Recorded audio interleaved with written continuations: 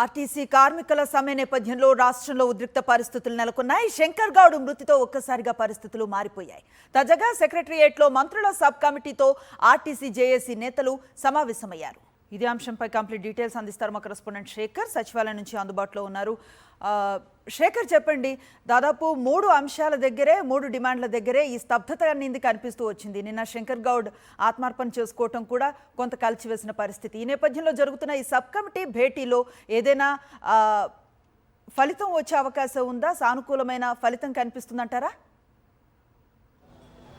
Yes Anusri, ప్రస్తుతం IAS అధికారుల కమిటీతో JAC నాయకుల భేటీ కొనసాగుతూ ఉంది. దాదాపు గంట సేపటి నుంచి ఈ భేటీ కొనసాగుతూ ఉంది. మొత్తం 32 అంశాలను ఎజెండాగా తీసుకొని ఈ భేటీ సాగుతూ ఉంది. ముఖ్యంగా ఫైనాన్షియల్కి సంబంధించినటువంటి అంశం మీద అధికారుల బృందం జేఏసీ నాయకులకు సర్ది చెప్పేటువంటి ప్రయత్నం చేస్తూ ఉన్నారు.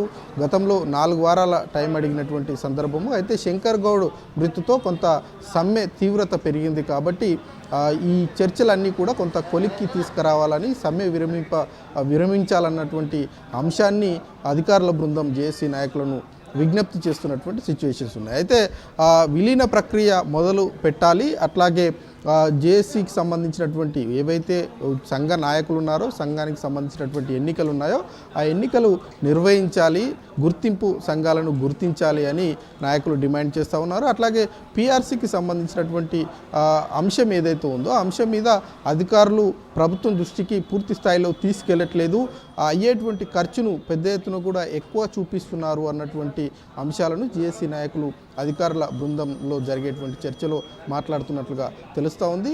ఈ మరికొద్ది సేపట్లోనే ఈ భేటీ ముగిసేటువంటి అవకాశాలు ఉన్నాయి. ఈ భేటీలో అటు ఫైనాన్షియల్కి సంబంధించినటువంటి అంశాలతో పాటు జేఏసీ నాయకులు తీసుకొస్తున్నటువంటి డిమాండ్ల మీద ఒక నివేదిక రూపంలో తయారు చేసేటువంటి అవకాశాలు అయితే కనిపిస్తూ ఉన్నాయి. దీని తర్వాత మంత్రుల సబ్ కమిటీతో భేటీ ప్రారంభమవుతుంది. ఆ భేటీలో విలీన ప్రక్రియ కావచ్చు, పీఆర్సీ అంశం కావచ్చు, అట్లాగే ఎన్నికల గుర్తింపు సంఘాల ఎన్నికలు సంబంధించినటువంటి విషయం మీద కొంత క్లారిటీ వచ్చేటువంటి అవకాశాలు అయితే ఉన్నాయని చెప్పుకోవచ్చు. నిన్నటికి ఈ రోజుకి కార్మిక సంఘాలకు సంబంధించినటువంటి విషయాలు కొంత స్తబ్దత ఉందని చెప్పుకోవాలి. మరి ఈరోజు జరగబోయేటువంటి భేటీలో ఎలాంటి నిర్ణయం తీసుకుంటారో, ప్రభుత్వం ఎలా స్పందిస్తుందన్నది చూడాల్సి ఉంటుంది. Thank you Shekhar.